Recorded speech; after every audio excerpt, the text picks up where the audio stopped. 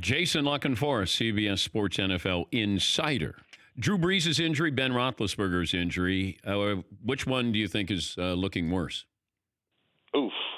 I don't know that you could answer that just yet. Okay. Drew Brees is on a fact-finding mission. I would not be surprised if he gets more than one opinion before he gets back with Sean Payton and they figure out what to do here, whether a procedure of some sort is inevitable, whether there's some sort of apparatus, you know what I mean? It's some kind of custom thing they could get made for him that maybe could help him with the grip and take some of the pressure off the thumb.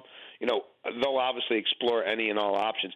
Certainly doesn't sound like he's going to be playing football this weekend, and it's probably going to be Teddy Bridgewater's show at least for a few weeks.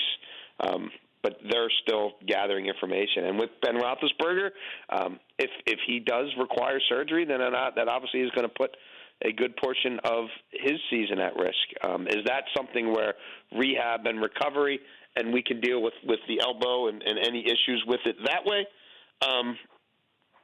That sort of remains to be seen, but there's definitely significant concern in both those organizations about these situations. And well, who's got a better backup quarterback situation, the Steelers or the Saints? Bridgewater's obviously more established experience. You were just talking about guys in the playoffs there. I mean, we saw him, be a part of a playoff win, right? Or did they miss that field goal? No, I feel like he won a game, didn't he? Didn't he beat Seattle at home? Anyway, been to the playoffs. Mason Rudolph just getting his feet wet. I was intrigued by what I saw of Mason Rudolph under duress, down to Seattle. The offense had shown nothing through 6 quarters with Roethlisberger. Ben throwing to his wide receivers this year, and obviously it's a big deal because that AB guy's not there anymore, and now Juju's got to be, Batman and not Robin. Throwing to his wide receivers, 20 for 40, 204 yards, no touchdowns, 1 interception, QB rating of 54.6. Throwing to any wide receiver not named Juju, the QB rating goes down to 30. So it wasn't pretty. There seemed to be a spark to me from Rudolph. Is that sustainable? You know what I mean? Was that just an initial sort of rush of adrenaline? I don't know. The scouting community was split on him coming out of school. The Steelers liked him a lot more than some other teams did, but the Steelers have also done a really good job with offensive skill players. So I don't know. I would expect Mason Rudolph to be running that offense for at least a few weeks.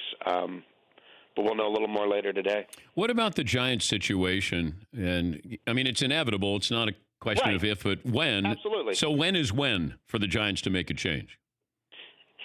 I mean, I circled week 6 way back in the summer as I kind of started plotting some of these scenarios and looking at team schedules and knowing I didn't see a scenario where the Giants were going to be a viable football product this year.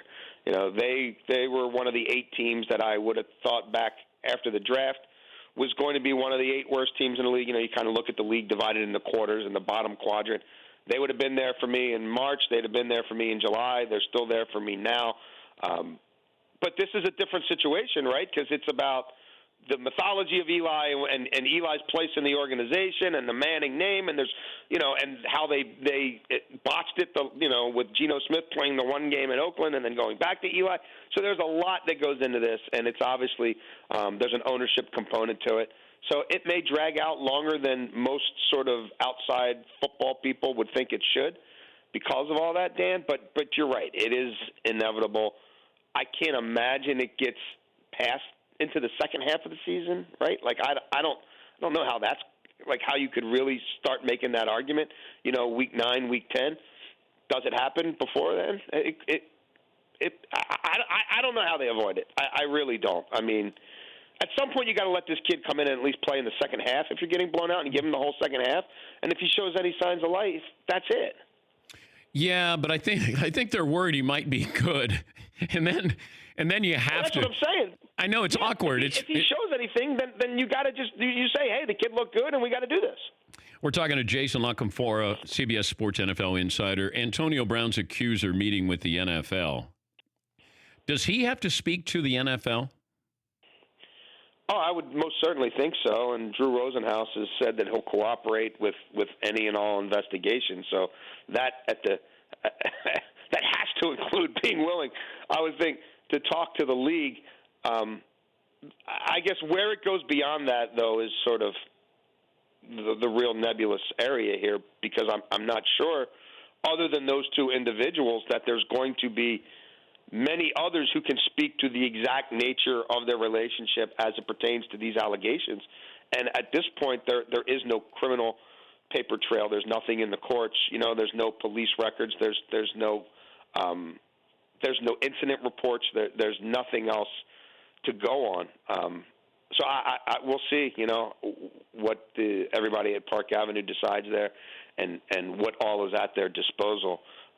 But obviously, in the meantime, he's going to be a member of the New England Patriots unless they find something to the contrary that the league believes should result in him being either suspended with pay through the exempt list, because that's really what that is, or just plain suspended.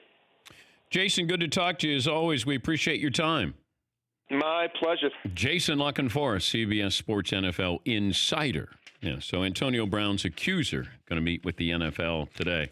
That's quite a honeymoon. She got married over the weekend, and then you going to vacation honeymoon in New York. For more Dan Patrick Show, tune into Audience Channel 239 on DirecTV. Stream for free on BR Live or download the Dan Patrick Show app.